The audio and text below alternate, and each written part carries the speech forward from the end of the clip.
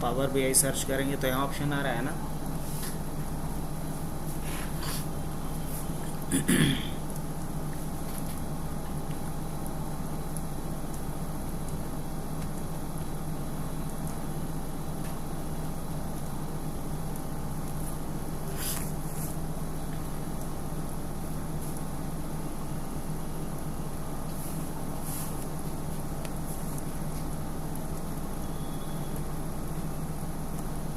जब first time आप open करेंगे तो कुछ ऐसा इंटरफेस आपको मिलेगा। अब मुझे रजिस्टर तो करना नहीं है, कट कर दिए। साइन इन करना है। साइन इन तब करेंगे जब हम पावर BI सर्विसेज को यूज़ करना चाहते हैं तब। अगर हम पावर BI सर्विसेज को यूज़ नहीं करना चाहते हैं तो हम यहाँ पे साइन इन नहीं करेंगे। ठीक है। अब इसके बाद फिर यहाँ पे बाकी सारे कुछ ऑप्शंस दिख रहे हैं। साइन इन कब करेंगे? जब हम पावर BI सर्विसेज को यूज़ करना चाहते हैं तब। फ़िलहाल के लिए हमें क्या चाहिए? एक्सेल वर्कबुक से कहाँ से डेटा मुझे लेकर के आना है ये पूछ रहा है। तो एक्सेल से लेकर के आना है, ब्लैंक रिपोर्ट बनाना है, मतलब यहीं पे डेटा डालना है आपको, तो ब्लैंक रिपोर्ट बनाएंगे। SQL सर्वर से लाना है तो यहाँ से ला सकते हैं। अगर किसी दूसरे सोर्स से लाना है तो आप यहाँ से ला सकते हैं। तो दूसरे सोर्स के नाम पे अगर जाएंगे तो यहाँ बहुत सारे ऑप्शन आ रहे हैं। अब यहाँ बहुत सारा ऑप्शन आ रहा है, कहाँ से आपको डेटा लेकर के आना है? तो हमें डेटा लेकर के आना है एक्सेल वर्कबुक से। तो एक्सेल वर्कबुक को अगर जेसन का डेटा लाना होगा तो जेसन, XML से लाना होगा तो XML, टेक्स्ट या CSV से लाना होगा तो टेक्स्ट और CSV।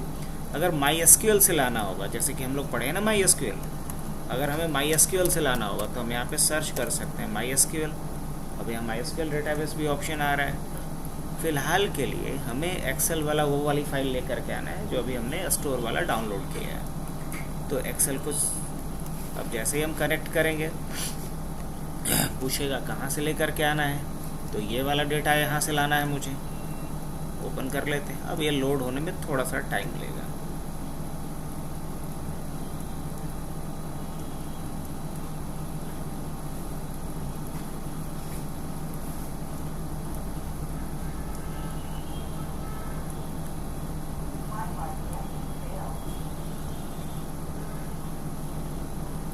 सही है। अब यहाँ पे ये सजेशन भी दे रहा है कि कौन सा टेबल जिसमें डेटा सबसे ज़्यादा है इसमें, तो हमें सजेस्ट कर रहा है कि आप इस टेबल को यूज़ कीजिए रिपोर्ट के लिए। तो इतना तो स्मार्ट है ये हमें सजेशन भी दे रहा है। अब यहाँ पे ऑप्शन में कितना है, ऑर्डर भी है, एक टेबल ऑर्डर है। अगर इस पर हम जैसे ही क्लिक करेंगे तो ऑर्डर टेबल के अंदर जो भी डेटा है वो यहाँ पे शो हो जाएगा। आप यहाँ से स्क्रॉल करके देख सकते हैं कि इसके अंदर क्या डेटा है। चलिए ये भी सही है। हाँ, टेबल का मतलब यहाँ पे शीट। तो एक आपका आ गया, दूसरा ये शीट है उसी वर्कबुक के अंदर, इसको भी लाना है तो आप इसको चेक कीजिए तो उससे रिलेटेड यहाँ पे दिख जाएगा। इस पर क्लिक कीजिए तो यूज़र से रिलेटेड सारा डेटा यहाँ दिख जाएगा। इसे भी सेलेक्ट कर लीजिए। अब यहाँ पे सेलेक्ट करने के बाद आपके पास दो चॉइस है, ऐसे बोलो तो ओवरऑल 3 चॉइस है। पहला है कैंसिल करना नहीं है, दूसरा है डेटा ट्रांसफॉर्म और तीसरा है लोड कर देंगे तो ये पावर BI में डायरेक्टली लोड हो जाएगा। लेकिन अगर हम ट्रांसफॉर्म करेंगे तो लोड नहीं होगा, बल्कि हमें इसको क्लीन और प्रोसेस करने के लिए ऑप्शन देगा। अब जो क्लीन या प्रोसेस करने के लिए जो एक इंटरफेस नया खुलेगा उसे क्या कहेंगे? उसे पावर क्वेरी कहते हैं। क्या बोलते हैं? Power query. इवन एक्सेल में भी होता है पावर क्वेरी। तो पावर क्वेरी आपको फैसिलिटी देता है कि आप अपने डेटा क्लीनिंग कर सकते हैं, डेटा को प्रोसेस कर सकते हैं। तो अगर हम लोड पे क्लिक कर देंगे तो डायरेक्टली लोड कर देगा बिना कुछ करे हुए। जैसे अभी हम एक टेबल को लेते हैं सिर्फ समझने के लिए, ऑर्डर वाले को, और ऑर्डर वाले को लेने के बाद हम क्या कर देते हैं, सिर्फ लोड पे क्लिक कर देते हैं। क्या कर देते हैं? लोड पे क्लिक कर देते हैं। अभी हम क्लीन या प्रोसेस कुछ भी नहीं किए।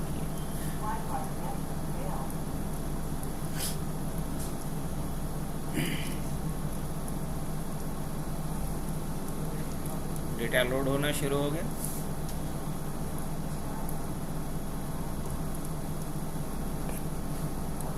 लोड हो गया, यहाँ एक मैसेज भी आया था।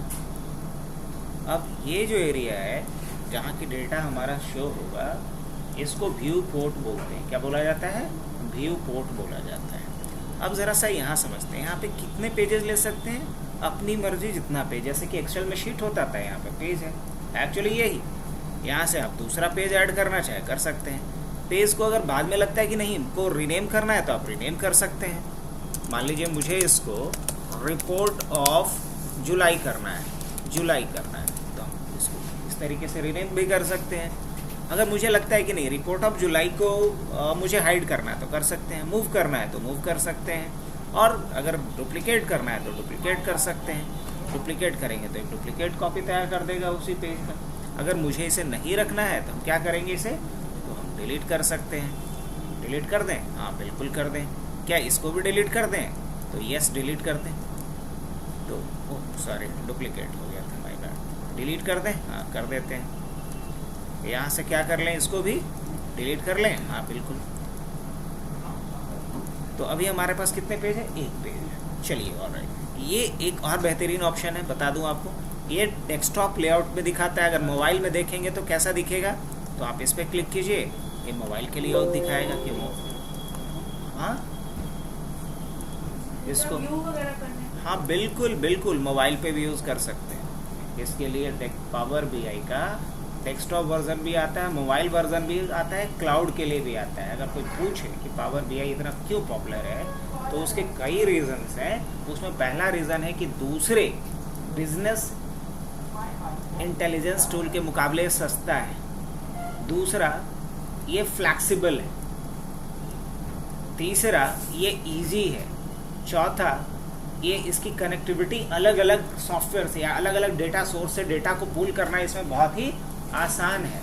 इसमें डैक्स क्वेरी बहुत ही पावरफुल दिया गया है, जिसमें हम लोग अलग अलग एक्सेल के जैसे फंक्शन लगाते थे, यहाँ फंक्शन लगाने के लिए डैक्स क्वेरी को यूज़ किया जाता है। सारी बात समझ। और सबसे पावरफुल होने के पीछे इसका रीज़न है कि आप डेस्कटॉप पे भी यूज़ कर सकते हैं, मोबाइल पे भी यूज़ कर सकते हैं, और इवन क्लाउड पे भी यूज़ कर सकते हैं इसको। अब इसके बाद आगे हम लोग बढ़ते हैं थोड़ा। अब हम आ जाते हैं वापस से किस पे, डेस्कटॉप वाले वर्जन पे। चलिए ये रहा। अब आते हैं यहाँ पे, ये जो ऑप्शन आपको यहाँ पे दिख रहा है, कि डैक्स का भी ऑप्शन दिख रहा है, ये बड़ा इंपॉर्टेंट है, ऐसे सारा इंपॉर्टेंट है। हम यहाँ से शुरू करते हैं। ये वाला जो है रिपोर्ट के लिए होता है। जब हमें विजुअल्स तैयार करने होंगे, रिपोर्ट्स बनाने होंगे, तो हम इस पे जाएंगे, विजुअल्स या रिपोर्ट्स पे। अब यहाँ पे बाय डिफॉल्ट वही एक्टिवेटेड भी होता है, इसलिए क्या दिख रहा है, build visuals with your data. इस पे जब क्लिक करेंगे तो जो भी आपके पास रिकॉर्ड्स है वो पूरा टेबल दिखेगा आपका, जैसे एक्सेल में आपका दिख रहा था उसी तरीके से। तो ये पहला ऑप्शन हो गया विजुअल्स के लिए। अगर विजुअल्स बनाना होगा तो हम इस पे जाएंगे। अगर मुझे टेबल पे कुछ काम करने होंगे तो यहाँ जाएंगे। मान लो कोई रिकॉर्ड डालना होगा, किसी रिकॉर्ड को चेंज करना होगा, कोई नया कॉलम ऐड करना होगा, तो यहाँ जाएंगे। ये बड़ा इंपॉर्टेंट ऑप्शन फिर है मॉडल। मॉडल का यूज़ किया जाता है, जैसे कि हमारे पास अलग अलग डेटा हमने पूल करके लाया अलग अलग शीट से। अब कुछ डेटा जो है शीट 1 में है और उसी डेटा का रिलेटेड डेटा शीट 2 में है। अब दोनों का आपस में क्या करेंगे हम, जैसे ऑर्डर का एक टेबल है और एक कस्टमर का टेबल है। अब कस्टमर और ऑर्डर दोनों वाले टेबल को क्या करेंगे हम, लिंक करेंगे। तो ऑर्डर और कस्टमर टेबल को लिंक करने के लिए हम किसका यूज़ करेंगे, यहाँ पे मॉडल का यूज़ करेंगे। किसका यूज़ किया जाता है, मॉडल का। अब मॉडल के थ्रू क्या कर सकते हैं आप, 2 या 2 से अधिक टेबल्स को आपस में लिंक कर सकते हैं।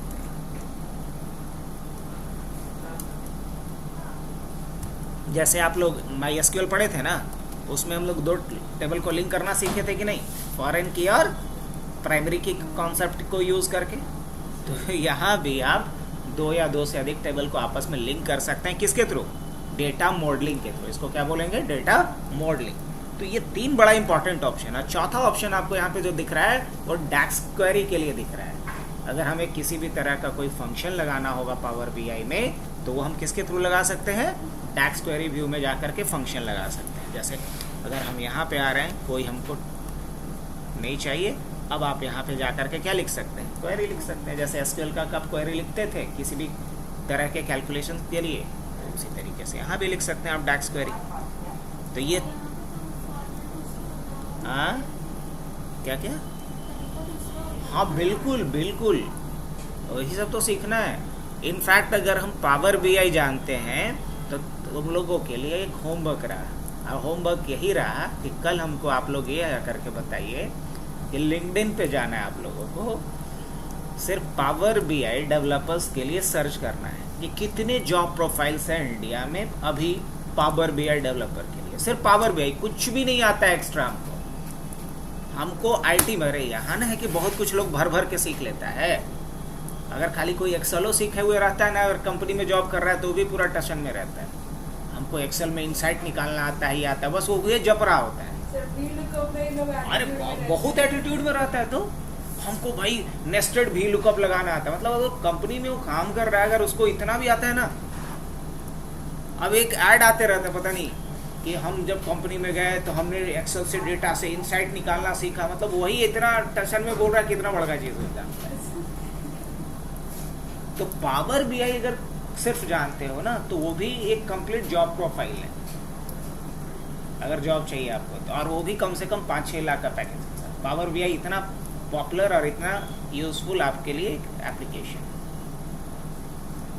अकेला पूरा का पूरा ये डेटा एनालिसिस का काम करके दे सकता है। इसमें सबसे ज्यादा टाइम हमें देना भी होता है किसके ऊपर? क्वेरी लिखने के ऊपर, डैक्स क्वेरीज के। तो ये एनालिसिस क्वेरी होता है, डेटा एनालिसिस क्वेरी होता है। डैक्स क्वेरी लिखना सबसे टफ काम माना जाएगा पावर बीआई के लिए। ऐसे भी एक्सेल में सबसे पावरफुल क्या माना जाता है? फंक्शन लगाना। यहाँ भी अच्छा, डैक्स का क्या फुल फॉर्म होता है?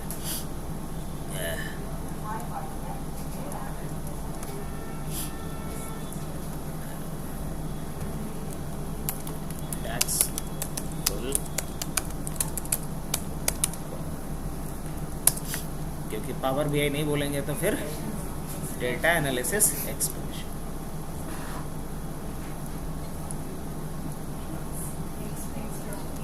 हाँ, एक्सप्रेशन में एक्स सेकंड लेटर को उठाया, ई छोटा रहता है, एक्स कैपिटल रहता है। तो आ जाते हैं यहाँ पे, ये चारों का मतलब समझ में आया। अभी चारों को यूज करेंगे बारी बारी से। अब इसके बाद यहाँ पे देखते हैं, ये जो आपको दिख रहा है इसको पैन बोलते हैं। क्या बोला जाता है? पैन बोलते हैं। तो ये एक पैन है फिल्टर का। अब जैसे इस पे हम क्लिक कर रहे हैं तो एक्सपैंड कर रहा है, जैसे इस पे क्लिक कर रहे हैं श्रिंक कर रहा है। तो हम इससे पैन को क्या कर सकते हैं? एक्सपैंड और श्रिंक कर सकते हैं। ये फिल्टर पैन। ये है विजुअलाइजेशन का पैन। इस पे क्लिक करेंगे तो विजुअलाइजेशन से रिलेटेड सारे ऑप्शंस क्या हो गए? श्रिंक हो गए। जब क्लिक करेंगे तो क्या होगा? एक्सपैंड हो जाएगा। चलो ये भी सही है। ये क्या है? Data pan. डेटा पैन पे जैसे ही क्लिक करेंगे तो डेटा पैन श्रिंक हो जाएगा। अगेन क्लिक करते हैं तो डेटा पैन क्या होगा? एक्सपैंड हो जाएगा। तो यहाँ पे एक और ऑप्शन अभी यहाँ आना बाकी है जो नहीं आ रहा है, जो आएगा वो आएगा क्या? Data pan. क्या आएगा? Data pan. अगर हम डेटा कहीं से इंपोर्ट करते हैं तो यहाँ कौन सा ऑप्शन हाईलाइट हो जाएगा? Data pan. ये कौन सा पैन हो गया? Data pan. दिख रहा है? तो 4 डिफरेंट काइंड ऑफ आपको यहाँ पे पैन दिखेगा। जैसे ये डेटा पैन है। अब दोबारा हम यहाँ पे जैसे ही आ रहे हैं तो कौन कौन सा पैन एक्टिवेट हो गया? फिल्टर, विजुअलाइजेशंस और डेटा। क्लियर? अगर तीनों पैन को एक साथ देखना है तो आप ऐसे भी देख सकते हैं। अब यही है कि जो व्यू पोर्ट है वो आपका थोड़ा छोटा हो जाएगा, तो इसको हम जनरली श्रिंक करके ही रखते हैं। जब ज़रूरत होती है तब इसको हम क्या करते हैं? एक्सपैंड करते हैं। बात खत्म। अब आते हैं ऊपर में, आपको यहाँ पे मेनू बार दिख रहा होगा जो अलग अलग पर्पस से यूज़ करते हैं। जैसे आप पहले पढ़े होंगे, यहाँ कुछ टूल बार्स दिख रहा है। जो ऑप्शन सेलेक्ट करेंगे उसी से रिलेटेड यहाँ पे सारे टूल्स दिखेंगे।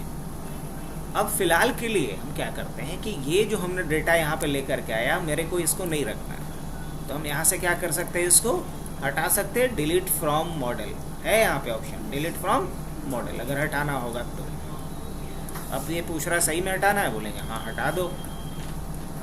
पहले हम इंपोर्ट करना बताया, अब हम उसको क्या करना बता रहे हैं? उसको यहाँ से रिमूव करना बता रहे हैं। चलिए रिमूव हो गया। अब अभी हमारे पास डेटा मॉडल में कुछ भी दिख रहा है? नहीं। अब हाँ, यहाँ एक ऑप्शन दिख रहा है बोले गेट डेटा। अगर हम इस पर क्लिक करेंगे तो पूछेगा कहाँ से डेटा गेट करना है, तो एक्सेल वर्कबुक से डेटा गेट करना है। सही है, कर लेते हैं। कहाँ है एक्सेल वर्कबुक मेरे पास? ये सुपर स्टोर वाला है।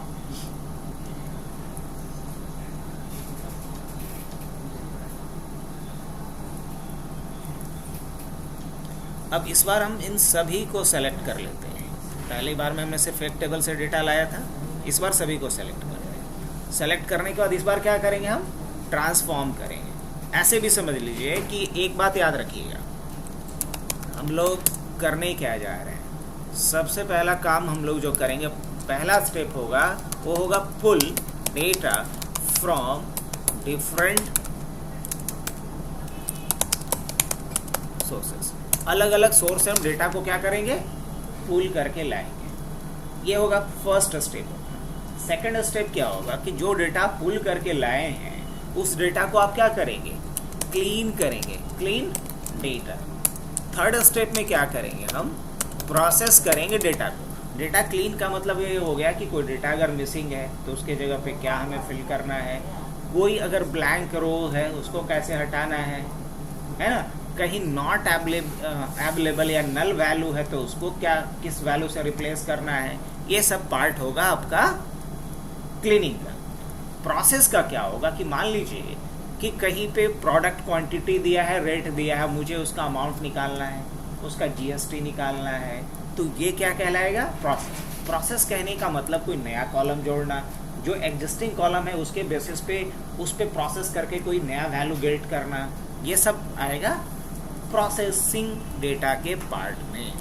अब डेटा को जब प्रोसेस कर चुके होंगे उसके बाद नेक्स्ट हमें क्या करना होगा, मॉडलिंग करना होगा। फिर क्या करना होगा, डेटा मॉडलिंग। अब डेटा मॉडलिंग का मतलब क्या हो गया, दो या दो से अधिक डेटा को आपस में क्या करना, लिंक करना। ये क्या कहलाएगा, डेटा मॉडलिंग। डेटा मॉडलिंग भी जब हम कर चुके होंगे तो फिर हम करेंगे रिपोर्ट्स बनाने का। फिर क्या होगा, रिपोर्ट। डेटा पे क्या हम बनाएंगे, रिपोर्ट्स बनाएंगे।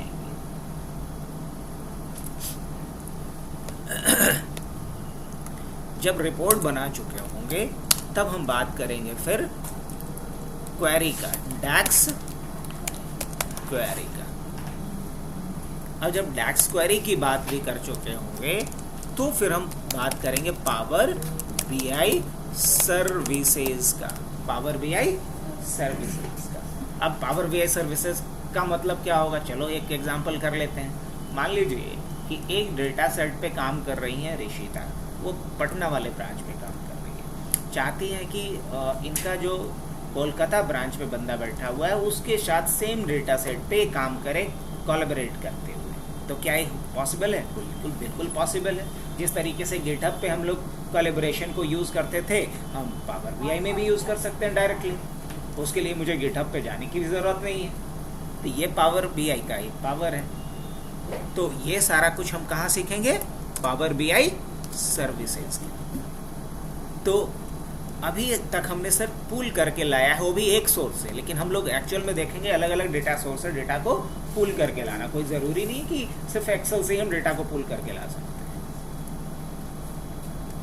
तो अभी हमारे पास चलिए आ गया। अब एक बात और कि जब ये हमारा पावर क्वेरी का कंसोल खुला हुआ है तो क्या यहाँ जाके हम कुछ काम कर पाएंगे, नहीं कर पाएंगे। पावर बीआई में हम कोई काम नहीं कर पाएंगे। इनफैक्ट एक कह भी रहा है, there are pending changes in your queries that have not been applied. तो अभी जब हम लोग पावर क्वेरी ओपन करके लाए हैं, मतलब जब हम लोग क्या डेटा को प्रोसेस किए हैं, तो ये हमें क्या ओपन करके दे रहा है, पावर क्वेरी ओपन करके दे रहा है। अब जब पावर क्वेरी दिया है तो देखो ना, लगभग एक्सेल के जैसा मिलता जुलता है। अच्छा, एक और सवाल है, ये प्रिया इसका जवाब देगी कि डेटा क्लीनिंग तो हम एक्सेल में भी कर सकते थे, तो यहाँ क्यों करें। और ये तो चलो ठीक है। हाँ, एक्स्ट्रा ये होता है, सुन लो, बड़ा बेहतरीन, कि अगर मान लो कि एक्सेल में आप कोई एक ब्लैंक रो को हटाते हो और फिर से किसी डेटा सोर्स को आप इंपोर्ट करते हो, तो अगेन ब्लैंक अगर रो आ रहा है तो उसको फिर से आपको मैनुअली हटाना पड़ेगा। मतलब अगर आपने कोई particular kind of data cleaning operation को परफॉर्म किया और सेम डेटा क्लीनिंग प्रोसेस करना होगा अगेन, तो आपको फिर से रिपीट करना पड़ेगा। पावर बीआई बोलता है कि नहीं, ऐसा करने की ज़रूरत बिल्कुल नहीं है। अगर आपने एक बार डेटा क्लीनिंग का प्रोसेस कर दिया है, उसका डेटा अगर आप किसी सोर्स से ला रहे हो और उसमें सेम काइंड ऑफ एरर है, तो उसे ऑटोमेटिकली क्या कर देगा, सुधार देगा। तो सर वैसा टेम्पलेट जैसा फिर क्रिएट करना पड़ेगा? अपने आप ही क्रिएट कर लेता है, हमें करना भी नहीं। अगर आप कोई एडिटिंग कर रहे हो, एडिटिंग जैसे ही कर रहे हो, तो उसको ये क्या करते जाते हैं, रिकॉर्ड करते जाता है। अब चलो आओ, ये बात मैं प्रैक्टिकली समझाता हूँ। देखिए अभी यहाँ पे ध्यान से देखिएगा, पावर क्वेरी में अभी कौन से टेबल पे हम लोग हैं, ऑर्डर वाले टेबल पे हैं, करेक्ट। आप यहाँ से देख सकते हैं बारी बारी से अलग अलग टेबल। हमारे लिए सबसे बड़ा सा टेबल था ऑर्डर, तो इसी से काम शुरू करते हैं। आइए, ये यहाँ आपको फार्मूला बार दिख रहा होगा, जो एक्सेल से रिजेंबल करता हुआ है, मिलता जुलता है। ऊपर में अलग अलग ऑप्शंस हैं, इन ऑप्शंस का भी यूज़ हम लोग सीखेंगे। अभी ये क्या है कि आप चाहें तो इसका क्या चेंज कर सकते हैं, नाम। इसका नाम क्या है, ऑर्डर। आप कुछ और अगर करना चाहें तो कर सकते हैं। मान लीजिए मैं इसका नाम बदल के टेस्ट कर देना चाह रहा हूँ, तो क्या कर सकता हूँ, टेबल का नाम बदल गया। ऐसे एक्सेल शीट में जो नाम रहेगा वही नाम बाय डिफ़ॉल्ट इसका आ जाएगा। एक्सेल शीट में इसका नाम क्या था, ऑर्डर, और यही से ना इस डेटा को आप पुल करके लाए हैं, तो यहाँ इसका नाम क्या बाय डिफ़ॉल्ट था, ऑर्डर। अगर आप इसको बदलना चाहें तो आप क्या कर सकते हैं, यहाँ से बदल भी सकते हैं। अब देखिए वापस से क्या हो गया, ये ऑर्डर्स हो गया, तो हाँ वापस से ये ऑर्डर्स हो गया। अब यहाँ अगर देखा जाए तो अभी तक कितना स्टेप बाय डिफ़ॉल्ट अप्लाई कर दिया है पावर बीआई, ये हमने नहीं किया है। ये किया है? नहीं, हमने नहीं किया है। ये 4 जो स्टेप आपको दिखा रहा है, ये किसने अप्लाई किया है, पावर बीआई ने अप्लाई कर दिया ऑटोमेटिकली। क्या क्या, पहला ऑप्शन देखिए आप, तो ये सोर्स को लेकर के आया, यही लेकर के आया था ना। फिर यहाँ पे नेविगेशन को लेकर के आया, और इसके बाद प्रोमोटेड हेडर्स, ये हेडर को भी प्रमोट कर दिया। हेडर को प्रमोट करने का मतलब क्या है कि जो पहला रो था उसको ये क्या कंसिडर कर लिया, हेडर कंसिडर कर लिया। अगर ये बात नहीं समझ में आई, और फिर ये क्या किया, चेंज टाइप। चेंज टाइप का मतलब होता है कि ऑटोमेटिकली इसका एक्सेल में तो ऐसा कोई प्रोविज़न है क्या कि किस कॉलम का डेटा टाइप क्या होगा, आप बता सकते हैं, ऐसा कुछ है? नहीं, ये एसक्यूएल में, एक्सेल में तो ऐसा कुछ नहीं था। तो एक्सेल में अगर कुछ ऐसा नहीं है, लेकिन पावर बीआई में जैसे ही आप इसको पुल करके ला रहे हैं, तो पावर बीआई इतना होशियार है, ये खुद समझ गया डेटा को देखते हुए कि इस कॉलम का टाइप क्या होगा। जैसे 1 2 3 दिख रहा है टाइप, तो इसका मतलब इसका डेटा टाइप क्या है, नंबर। इसका डेटा टाइप क्या है, नंबर है। आप यहाँ से जा करके देख सकते हो कि इसका डेटा टाइप क्या है। हाँ, अपने आप एक कंसिडर कर लेगा। जैसे यहाँ पे देख रहे हो अलग अलग इसका डेटा टाइप है। तो ये जो चेंजेस वाला ऑप्शन दिखा रहा है, चारों ऑप्शन का मतलब समझ में आया। डेटा किस सोर्स से आया, नेविगेट किया, फिर पहले रो को क्या कर दिया, हेडर बना दिया। चलिए आपको समझाने के लिए देखते हैं, किसी ऐसा में है जिसमें सब में से में अप्लाई किया है यूजर्स। हाँ चलो, इसमें बढ़िया है, इसमें समझाने लायक अच्छा है। अब तरीके से देखो, यहाँ पे वो काम किया है क्या, यहाँ पे टोटल 4 ऑप्शन था जिसमें एक प्रमोटेड हेडर था, लेकिन यूजर्स वाले में प्रमोटेड हेडर कहीं दिख रहा है आपको? ये अप्लाई किया है? नहीं किया है। क्यों नहीं किया है? ये डेटा सोर्स को देख करके नहीं कर पाया, मतलब इसके एल्गोरिदम के हिसाब से रीजन और मैनेजर को ये डेटा ही समझा, हेडिंग नहीं समझा, तो नहीं कर पाया। अब नहीं कर पाया तो आपके करने के लायक भी कुछ छोड़ा है, आप खुद से कीजिए। तो कैसे करेंगे, तो बड़ा आसान है। इसके लिए हम जाएंगे फर्स्ट रो एज हेडर, एक ऑप्शन यहाँ पे दिख रहा है, first row as a header पे क्लिक कर देंगे।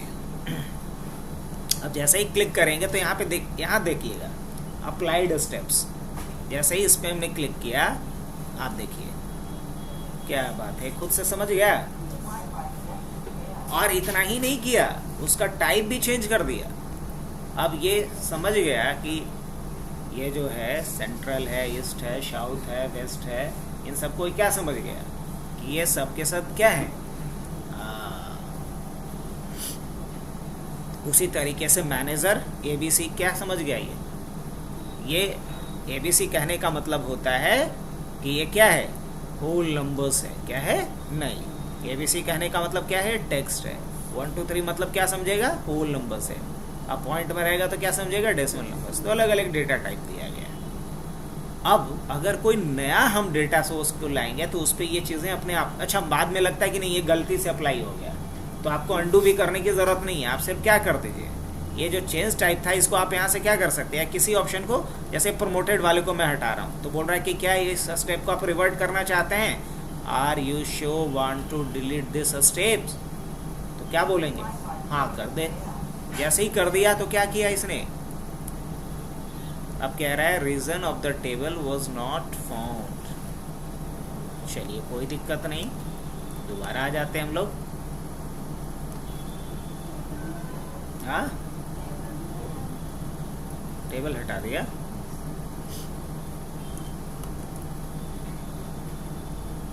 अब दो चेंज टाइप है, इस टाइप को हटा देंगे, वो हटाया नहीं है, एक अलग जो चेंज टाइप था उसको इसके वजह से नहीं दिख रहा था।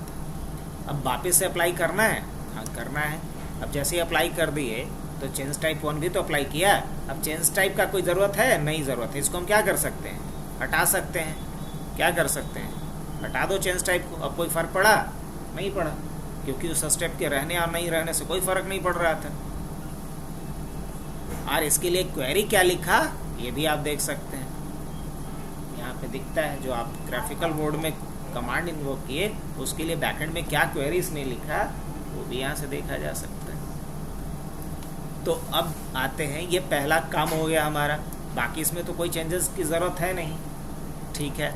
अब बाकी रिटर्न्स वाले में भी थोड़ा सा देख लिया जाए तो ठीक है। रिटर्न्स वाले में भी ऑर्डर आईडी है और यहाँ पे क्या है? रिटर्न स्टेटस है। इसमें भी कोई चेंजेस की ज़रूरत है? देख लेते हैं, कहीं नल वल वैल्यू है? नहीं, कोई नल वल वैल्यू नहीं है, मतलब बहुत डेटा क्लीनिंग नहीं है, डेटा बिल्कुल साफ़ सुथरा है, यहाँ भी कुछ भी नहीं करना है। अब ज़रा ऑर्डर्स वाले में देख लेते हैं। हाँ यहाँ पे क्या रीज़न वगैरह का कोई डेटा टाइप चेंज करना है? नहीं, सब तो बाय डिफ़ॉल्ट टेक्स्ट ही है। हाँ ऑर्डर्स वाले में थोड़ा देखने हैं क्योंकि इसमें डेटा थोड़ा ज़्यादा है, चेक कर लिया जाए। प्रमोटेड हेडर्स तो ऑलरेडी अप्लाइड है, चलिए ठीक है। तो रो आईडी, अब रो आईडी तो नहीं होना चाहिए, रो आईडी को क्या कर दिया जाए? प्रोडक्ट आईडी कर दें, क्योंकि ऑर्डर आईडी तो कहीं अलग है ही।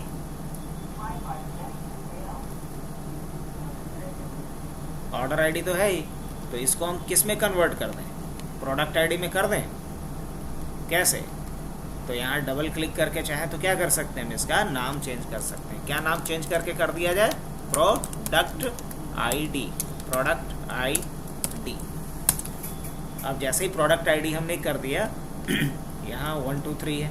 अब चाहे तो इसका अगर डेटा टाइप बदलना तो आप यहाँ से डेटा टाइप भी बदल सकते हैं, हालांकि मतलब नहीं बनता है अभी चेंज करने का। अभी 1 2 3 ही रहने दिया जाए तो ज़्यादा अच्छा है। अगर यहाँ से टेक्स्ट कर देंगे तो लेफ्ट साइड, हाँ जाओ इधर आ जाएगा। तो अगर हम इसी को क्या कर देते हैं, अभी नंबर कर देंगे, होल नंबर्स। वापस चेंज हो गया। तो डेटा टाइप भी बदल सकते हैं किसी का। ऑर्डर प्रायोरिटी एक बार थ्रू आउट देख लेते हैं कि ब्लैंक है कहीं? नहीं, कहीं भी कोई ब्लैंक नहीं है, नल वैल्यू नहीं है। अब इसके, हाँ अब रही बात इसको थोड़ा डिस्काउंट, कितना % डिस्काउंट क्या देना है वो उसके लिए है। फिर यूनिट प्राइस है, चलिए ये भी बढ़िया है। शिपिंग कॉस्ट क्या है? अच्छा ये जो यूनिट प्राइस है, क्या इसको, इसमें कोई करेंसी भी अप्लाई करना है? तो करेंसी अप्लाई कर सकते हैं, नहीं तो अंडरस्टूड है, तो अंडरस्टूड है तो ऐसे भी छोड़ सकते हैं। शिपमेंट कॉस्ट एक बार थ्रू आउट देख लिया जाए, इसमें भी कुछ गड़बड़ नहीं है। शिपमेंट कॉस्ट के बाद फिर कस्टमर आईडी है।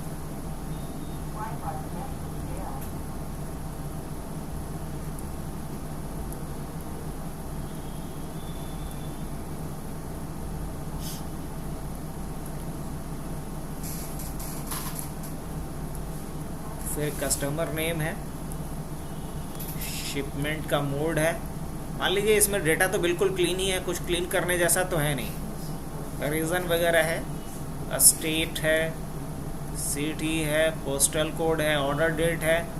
अब देख रहे हैं कितना स्मार्ट है, डेट जैसे ही देखा तो इसका डेटा टाइप क्या चेंज करके कर दिया, डेट कर दिया। शिपमेंट डेट है, ऑर्डर डेट है, प्रॉफिट है, क्वांटिटी ऑर्डर न्यू है, सेल्स है, ऑर्डर आईडी है। अब सर, कुछ इसका पूरा फीचर तो मशीन लर्निंग पे जैसे आप हाँ, उससे सारा चेक करके एग्जैक्टली। अब इसको मान लीजिए ये कॉलम मेरे को नहीं रखना, ये नल वाला जो कॉलम है इसमें तो कोई वैल्यू है नहीं, यानी कॉलम का कुछ नाम है, तो चलिए यहाँ डेटा प्रोसेसिंग करना पड़ा। क्या करेंगे हम, राइट क्लिक करके क्या कर सकते हैं, रिमूव कर सकते हैं। अब राइट क्लिक करेंगे और इसको भी क्या कर देंगे, रिमूव कर देंगे। या एक्सेल में आप राइट क्लिक करके कुछ ऑपरेशन परफॉर्म करते थे, यहाँ भी कर सकते हैं। अब जितना भी आपने काम किया सब कुछ यहाँ पे रिकॉर्ड होता जा रहा है, ताकि कोई भी बाद में देख सकता है कि आपने प्रोसेसिंग के नाम पे क्या कुछ किया है। एक्सेल में पॉसिबल था नहीं। अब ये सारा कुछ कर देने के बाद फिर क्या करेंगे, हम यहाँ जाएंगे close and apply, close and apply. अब ये हमारा सारा का सारा डेटा लोड होगा। यहाँ पे थोड़ा टाइम लेगा, जितना बड़ा डेटा होगा उसके हिसाब से।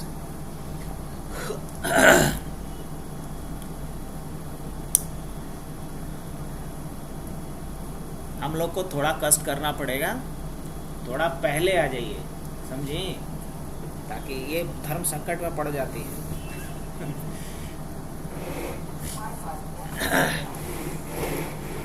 कल कह रही थी कि या तो कॉलेज छुट्टी होगा तब कर लेंगे सर, अभी पॉज कर देते हैं क्लासेस को। बोले नहीं नहीं, तुम आओ, हम आ जाएंगे।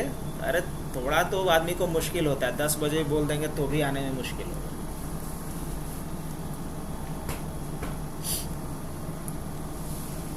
तो आ गया सारा का सारा यहाँ पे। अब हम किसी पे एक पे क्लिक करेंगे, जैसे ऑर्डर्स पे आ जाते हैं तो ऑर्डर का डेटा यहाँ पूरा का पूरा क्या होगा। अब देखिए और एक्सपैंड करते हैं तो ऑर्डर में इतने सारे हमारे पास कॉलम हैं। अगर इसी डेटा को देखना होगा तो हम कहाँ चलेंगे, टेबल व्यू पे आएंगे। अब यहाँ सारा का सारा डेटा दिख रहा है अपना। अब मुझे इसके बाद अभी मॉडलिंग तो कर नहीं सकते, मॉडलिंग इसलिए नहीं कर सकते क्योंकि टेबल के बीच कोई रिलेशन है नहीं। अच्छा ठीक है, 3 टेबल है, देखते हैं रिलेशन। कॉमन अगर कॉलम होगा तब तो रिलेशन क्रिएट कर सकते हैं। तो डेटा मॉडलिंग पे आते हैं। क्या बात है, यहाँ ऑलरेडी एक रिलेशन क्रिएट है। इसका मतलब ये हो गया, इसका ये मतलब हुआ कि यहाँ पे रीज़न अगर है तो इसमें भी कोई रीज़न होगा, या मैनेजर होगा तो इसमें क्या होगा, मैनेजर होगा। अब यहाँ रीज़न है, ये किसके बीच रिलेशन है, रीज़न के बीच। तो इसका मतलब ये हो गया कि ऑर्डर वाले में भी कोई रीज़न नाम का क्या होगा, यस है।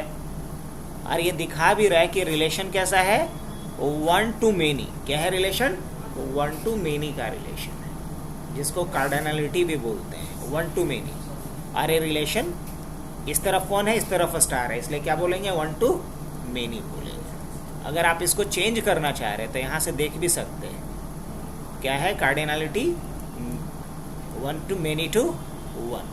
तो इसका मतलब इधर से इधर, लेकिन इसको क्या बोलेंगे, अगर इधर से इधर जा रहा है प्ले बटन जैसा तो इसको बोलेंगे 1 to many। बदल सकते हैं अगर बदलना हो तो। किस किस टेबल के बीच में रिलेशन है, यूजर्स और रीजन्स के बीच में। चलिए अब इन दोनों के बीच में भी एक रिलेशन क्रिएट कर दिया जाए, अभी तो नहीं है। तो इसका मतलब ये है कि इसमें ऑर्डर आईडी है, कहीं पे ऑर्डर है ऑर्डर आईडी, और यहाँ भी ऑर्डर आईडी है। तो चाहे तो इन दोनों के बीच क्या कर सकते हैं, रिलेशन। बस करना कुछ नहीं है, आपको यहाँ से इसको उठाना है और कहाँ डाल देना है, इसके ऊपर डाल देना है। जैसे ही उस पर डालेंगे तो यहाँ क्या आ गया, ये डेटा मॉडलिंग का पार्ट है, कैसे 2 टेबल के बीच रिलेशन क्रिएट करेंगे। अब इसमें क्या करना है, 1 to many, यस, सेव पे क्लिक कर देंगे। यस, यहाँ भी क्या बन गया, 1 to many का रिलेशन। अब अगर लगता है कि सब कुछ सही है तो हम इसको क्या कर लेंगे, क्लोज। ये डेटा मॉडलिंग का पार्ट है। तो टेबल व्यू हम लोग समझ लिए, मॉडलिंग व्यू समझ लिए। फाइनली हमें क्या सीखना है, अलग अलग तरह के रिपोर्ट्स बनाना। तो कल करते हैं, ये सबसे इम्पोर्टेंट पार्ट है, इसलिए कल इसको किया जाए।